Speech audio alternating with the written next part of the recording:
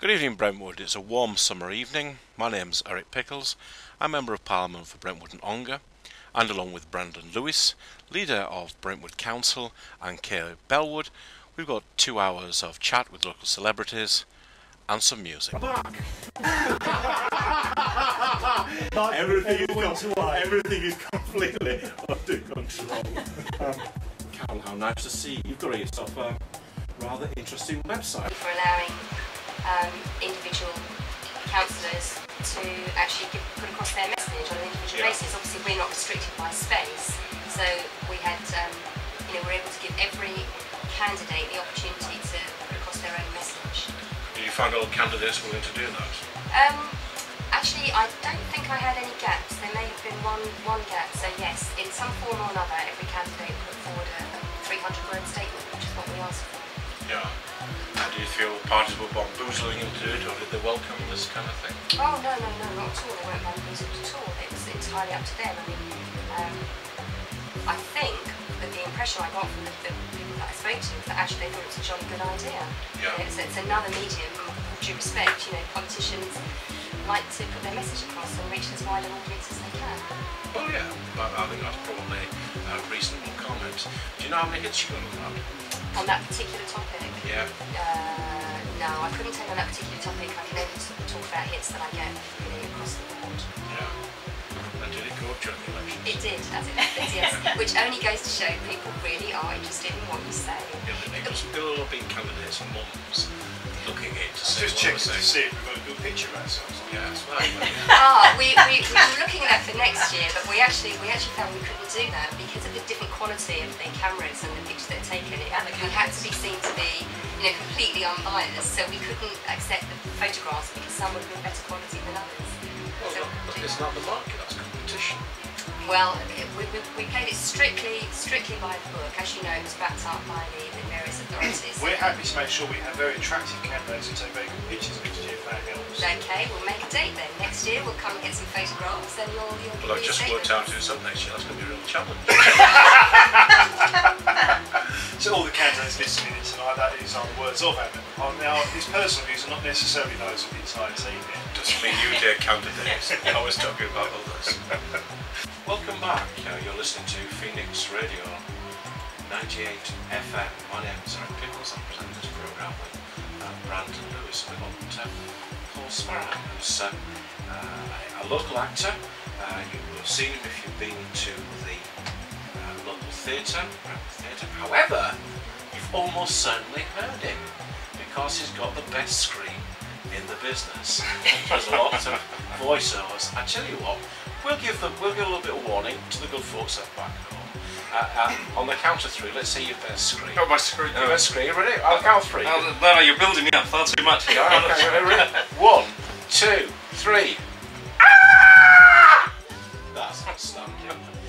Now, you will have heard him on Doctor Who. You'll have heard him on various horror films, and you provide additional background. It's called ADR. What I Which sometimes stands for get what? involved in. It stands for Additional Dialogue Recording. So it's not rhubarb. No, it's definitely not rhubarb. If you're unsure what it is, whenever you see a film, characters in the background, maybe you've got your main characters talking up close to the camera. If it's set in a restaurant, say, and there are diners behind eating, chatting, we're the ones probably supplying the voice for the chatting. I've done the monsters. I've done some of the monsters as well. Yeah. Which ones? The Jadoon in the first episode of the last That was season. really scary. These rhinoceros guys. We don't get to do any of the actual dialogue for the monsters because that's obviously the real actors that get to play with that. But when they marched with a kind of formation. Yeah. That was me. I dare say throughout Brentwood there are children and actually probably people throwing themselves behind their seats. Come out behind your sofas. Yeah. It's safe. We've got some music. You've brought in the DJs from Sam's and put together. Yes, I have to be totally honest, I have no idea at all what they did on Saturday night. I said, just give me the 4 biggest tracks that you've played this evening, and that's what we've got. Is anything explicit? I just want to understand. let's find out. They're supposed to be Eric's favourites. Let's play some of Kevin's music right now. I have to say, I mean, I was DJing at that time, and it was a whole lot of fun. When now, it's not fun anymore. Well, it's not fair to say it's not fun anymore. It's a whole lot more serious, you know.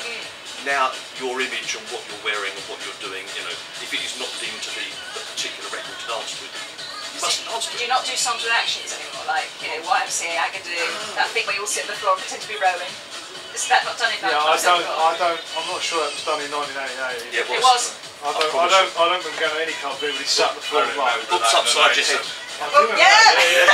What we have like that now is, we call it back to school, only because somebody else has got a trademark on school disco, and it's where everyone dresses up in their old school uniforms. And are they kind of every month, every... No, we just do them on bank holiday Sundays, because it's, you know, we do sort There's of no other... Everyone else is too hip to... It's only the sad people. No, it's just that everyone goes like, we can cope with doing that, just now we go. Okay. This is coming to an end then. That sounds good. We should have a conservative night out. Let's all do that. That's how it goes. That's probably the hippest music we've ever played. Eric's going to be recovering for just a few moments. I like that. Oh, I thought it was okay. You prefer that to Mumbo number 5? I certainly did. That's a bit old-fashioned. Well, bad memories of Bill Clinton. Well, while I was playing, we were just having a chat off air about the way clubs were when some of us used to go clubbing. Kay's already decided that on Bank Holiday Sunday she's going to be at Sam's for the back to school night. Whoa! Whoops up down your... What is it, that thing with your row? What's it called again? Oops upside your head. Oops upside your head. There we go. And she's going to be writing personally to Gary Davis to ask him to come along and do a guest spot on the night. But that's just what we were talking about, the guest spots. I've forgotten one. Woo Gary Davis, woo Gary Davis, woo Gary Davis on your radio. Or he's young, free and single. He's young, free and single. See, now we can tell you really want to do the whole... Go for the I whole know, I thing. can't, I know, because they've probably got copyright on them, and if I sang them, I'd probably have to pay. Started to affect the market insofar as in May, a lot of people were trying to avoid hits before the initial launch date, which was the 1st of June. So we, particularly in South Essex, had a peak, if you like, a lift in property structures during May. Then obviously because of the failed launch in June, things died off a bit. But I think because of the way it's been staged, launched in, obviously it's only 4-bedroom properties that are subject to a hit so far, we've not really seen any marked difference. And as regards interest rates, I think they've gone up 4 times in the last 12 months or so. So far, it hasn't stemmed demand in any great way. I think we've still got such a huge demand now for lots of different reasons that I would like to think it's proven so far that it's going to take a lot more than a 1% increase in interest rates to really dilute things. And I was going to say, what impact have you seen in Australia? Have you seen the interest rate have, or have you still seen property prices gradually going up? I mean, the things have tempered a bit over the last year or two. Certainly 4 or 5 years ago, we were sort of seeing 20-25% property price increases, which obviously is not sustainable. But the market seems to sort of corrected itself a little. I think a lot of buyers, particularly first-time buyers, have obviously stamped their feet and decided that isn't sustainable. So, but we are still seeing increases, certainly in this area, in Essex generally, for lots of reasons. Because we've commutable distance to London, because of business in South Essex, because of the building that's going on, because of Thames Gateway, for lots of reasons. There really is huge demand, and I don't think we'll see any increase in property prices anytime soon. Well, that's all there is for this evening. We'll be back in September. Do you know what? This is almost professional.